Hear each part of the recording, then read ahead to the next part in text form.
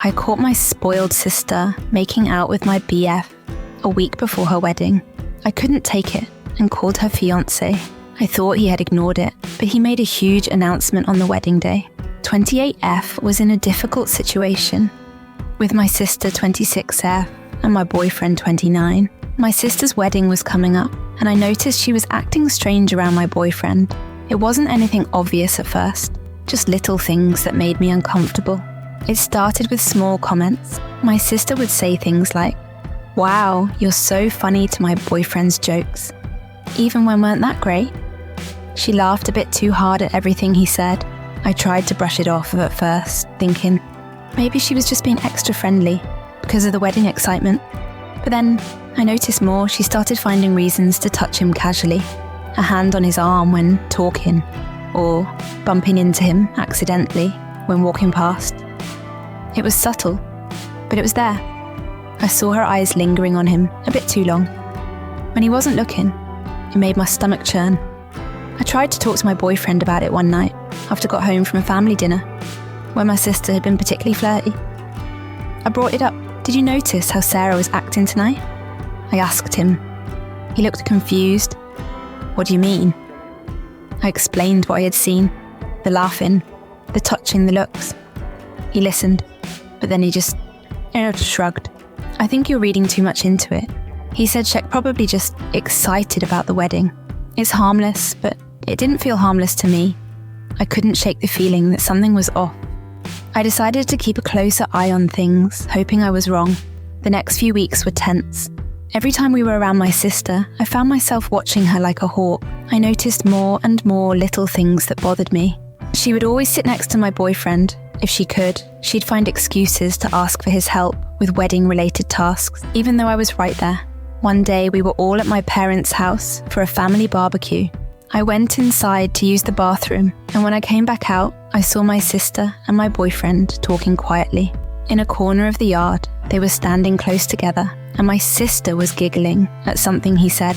When they saw me, they quickly stepped apart, and my sister walked away. I felt sick to my stomach. I wanted to confront them right then and there, but I didn't want to cause a scene at the family gathering. Instead, I waited until we got home that night. "What were you and Sarah talking about earlier?" I asked my boyfriend as casually as I could. He looked surprised by the question. "Oh, just some wedding stuff." She was asking my opinion on the music selection. I raised an eyebrow, and that required you to stand so close together. He sighed. "Come on, not this again. I told you. There's nothing going on. Sarah's just being friendly." I could hold back anymore. "Friendly? She's practically throwing herself at you. And you're not doing anything to stop it?" He looked hurt. "What do you want me to do? She's your sister. I'm trying to be nice to her. I can't just tell her to go away. You could set some boundaries." I said, "You can make it clear you're not interested." "But I'm not interested." He insisted. "There's nothing to make clear. You're seeing things that aren't there." We argued for a while, but it went nowhere. He kept insisting I was imagining things, and I couldn't make him see what was so obvious to me. In the end, we went to bed angry and frustrated. The next day, I decided I needed to talk to my sister directly. I called her and asked if we could meet for coffee. She agreed, sounding cheerful and oblivious to my concerns. We met at a small cafe near her apartment. I was nervous, my hands shaking slightly as I stirred my coffee. My sister chatted happily about plans, not noticing my discomfort. Finally, I couldn't take it anymore. "Sarah," I interrupted her. "We need to talk about something." She looked at me surprised by my serious tone. "What's wrong?" I took a deep breath. "I've noticed how you've been acting around Tom lately," I said, referring to my boyfriend. "The flirting, the touching, the way you look at him. It needs to stop." Her face went through a range of emotions. Surprise, confusion, then anger. "What are you talking about?" she demanded.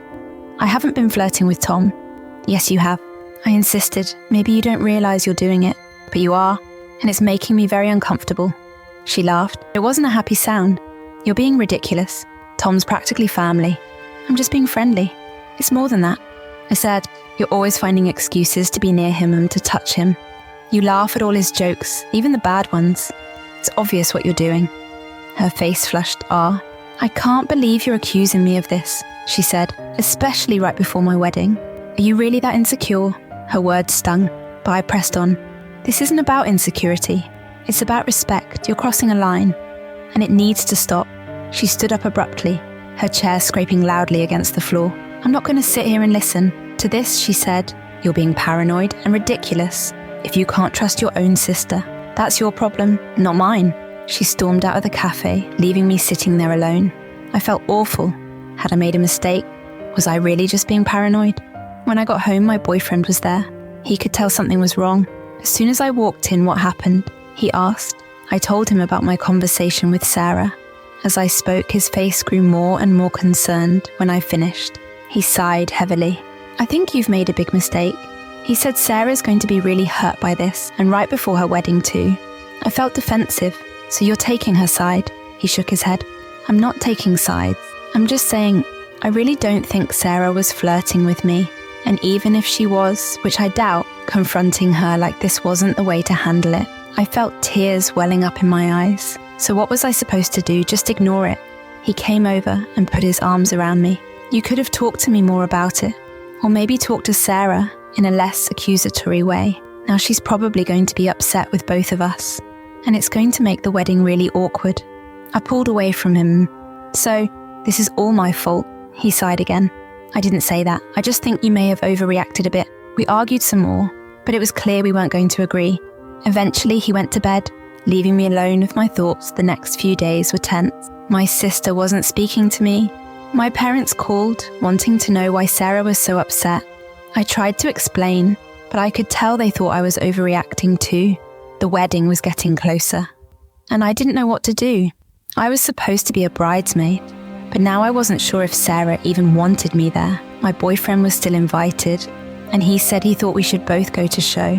There were no hard feelings, but the thought of watching my sister walk down the aisle, knowing how upset she was with me, made me feel sick. I tried to call Sarah a few times, but she didn't answer. I left voicemails apologizing, saying we needed to talk. She never called back. I even went to her apartment, but she wouldn't open the door as the wedding day got closer. I felt more and more anxious. My boyfriend kept telling me to relax, that everything would blow over, but I wasn't so sure. I had a nightmare where I showed up at the wedding and everyone turned to stare at me, whispering and pointing. I woke up in a cold sweat. Update. Things got worse after my confrontation with Sarah. She told our mum about my accusations, and Mum was furious with me. She called me yelling about how I could be so selfish and paranoid right before Sarah's wedding. How could you accuse your own sister of such a thing? She demanded. I tried to explain my side, but she wouldn't listen. She told me I needed to apologize to Sarah immediately and fix this mess. The tension in our family was unbearable. Sarah still wouldn't speak to me, and now my parents were upset too. My boyfriend Tom kept insisting I was overreacting, which only made me feel more lonely and frustrated. A week before the wedding, I went to my parents' house to try and smooth things over.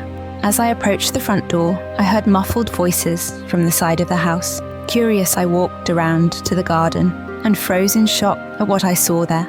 Partially hidden behind a large shrub were Sarah and Tom. They were locked in a passionate embrace. Kissing deeply, Tom's hand was under Sarah's shirt, and her legs were wrapped around his waist. They were so engrossed in each other that they didn't even notice me standing there. I felt like I'd been punched in the stomach. All the air left my lungs, and for a moment I couldn't move or speak. Then as the reality of what I was seeing sank in a wave of anger and betrayal washed over me. "What the hell is this?" I screamed. They jumped, Hart looking guilty and shocked. Sarah's face went pale, while Tom started stammering. "It's not what it looks like," but it was exactly what it looked like. All my suspicions, all my fears that everyone had dismissed as paranoia, were suddenly confirmed in the worst possible way. "How could you?" I choked out, tears streaming down my face. My own sister and my boyfriend. Sarah started crying too. "I'm so sorry," she sobbed. "We didn't mean for this to happen," but I couldn't bear to hear their excuses. I turned and ran back to my car, ignoring their calls for me to come back. As I drove away, my phone started ringing first. Tom, then Sarah, then my mum. I ignored them all when I got home. I packed a bag with some clothes and essentials. I sent a text to Tom. "We're done. Don't try to contact me again." Then I turned off my phone and left. I'm writing this from a hotel room in a nearby city. I don't know what I'm going to do next. The wedding is in a few days, but there's no way I can attend now my relationship is over. And my relationship with my sister may never recover from this betrayal. I feel like my whole world has been turned upside down. Everyone made me feel like I was crazy for suspecting something, but I was right all along. I don't know how I'll ever trust anyone again after this. So, Reddit, any advice on how to move forward from here would be appreciated. Update after the shock of catching my sister Sarah with my now ex-boyfriend Tom. I spent a few days in a daze, barely able to process what had happened. My phone was flooded with messages and missed calls from both of them, as well as from my parents, but I couldn't bring myself to respond. Eventually, I realized there was one person who deserved to know the truth. Mark, Sarah's fiancé. With a heavy heart, I called him. When Mark answered, I could hear the confusion in his voice. Hey, what's going on? Sarah's been a mess, saying, you've disappeared and won't talk to anyone. I took a deep breath and told him everything. I explained my initial suspicions, how everyone had dismissed my concerns, and finally what I had witnessed in my parents' garden. As I spoke, Mark remained silent, only occasionally, making a sound to indicate he was still listening. When I finished, there was a long pause. Finally, Mark spoke, his voice low and controlled. Thank you for telling me. I need some time to think about this. That was all he said before hanging up. I sat there staring at my phone, wondering what he would do with this information as the wedding day approached. I heard nothing from Mark or my family. Sarah had stopped trying to contact me, and I assumed she had convinced Mark to forgive her. The thought that she might actually get away with this, that she would get her happily ever after, while my life lay in ruins, made me feel sick. I decided not to attend the wedding. I couldn't bear the thought of watching Sarah walk down the aisle, knowing what she had done. Instead, I planned to spend the day alone, trying to figure out how to piece my life back together. However, the evening of the wedding, I received a call from my cousin Emma. Her voice was hushed and excited. Oh my God, you won't believe what just happened. Confused, I asked her what she meant. Emma launched into her story, so everything seemed normal. At first, Sarah looked beautiful in her dress, and Mark was standing at the altar. But when it came time for the vows, Mark stepped forward and said he had an announcement to make. My heart started racing. As Emma continued, Mark told everyone that he couldn't go through with the wedding. He said I can't marry someone who would betray her own sister and ruin her life by getting involved with her boyfriend. Sarah went completely pale. Then Mark turned to your parents and said, I'm sorry, but I think you should know the real reason why your daughter hasn't been speaking to any of you. Emma went on to describe the chaos that ensued. Sarah burst into tears. My parents looked shocked and confused, and the guests started whispering among themselves. Mark apparently walked out of the church, leaving Sarah sobbing at the altar. It was like something out of a movie. Emma said everyone's still in shock. Your parents are trying to get the full story from Sarah, but she's a complete mess. I sat there stunned. Part of me felt justified that the truth had finally come out, but another part felt sad for the pain this would cause. My family. Are you okay? Emma asked. When I didn't respond, I don't know. I answered honestly. I never wanted it to end like this. After talking to Emma for a bit longer, I hung up and sat in silence, trying to process everything. The truth was out, but at what cost? My relationship with Tom was over. My bond with Sarah was shattered, and now my entire family was in turmoil. I realized that while the truth had come to light, it didn't magically fix everything. I still had a long road ahead in terms of healing and rebuilding trust. But for the first time since this whole ordeal began, I felt a small sense of relief that at least now I could start to move forward without the weight of unspoken truths holding me down. As for what comes next, I'm not sure I know.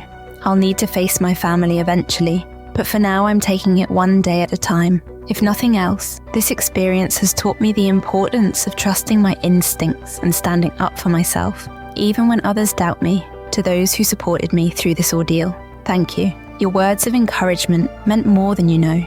And to those in similar situations, remember, trust your gut and don't let anyone gaslight you into doubting your own perceptions. The moral of the story? Trust your instincts, stand up for yourself, and don't let anyone manipulate you into doubting your own perceptions. It's important to speak up and confront issues, rather than ignoring them, even if it may be uncomfortable. In the end, honesty and truth will prevail, even if it causes temporary chaos. Thank you for watching this video and joining us on this our journey through the story. If you enjoyed it, and don't forget to hit the notification bell so you never miss an update. We appreciate your support and can't wait to see you in the next video.